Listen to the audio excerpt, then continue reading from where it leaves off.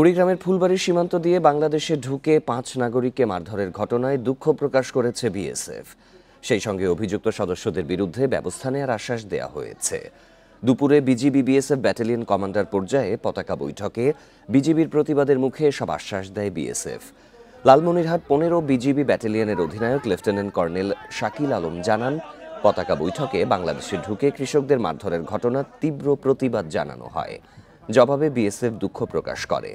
ভবিষ্যতে এই ধরনের ঘটনার পুনরাবৃত্তি না হওয়া ও জড়িত বিএসএফ সদস্যদের শাস্তি প্রদানের প্রতিশ্রুতি দেয়া হয়। এর আগে শুক্রবার বাংলাদেশের প্রায় ৫০০ গজ ভেতরে প্রবেশ করে বিএসএফ। এ সময় স্থানীয় কৃষকরা প্রতিবাদ করলে দুই পক্ষের কথা কাটাকাটি হয়। পরে বিএসএফ সদস্যরা লাঠিচার্জ শুরু করলে আহত হন ৫ বাংলাদেশি।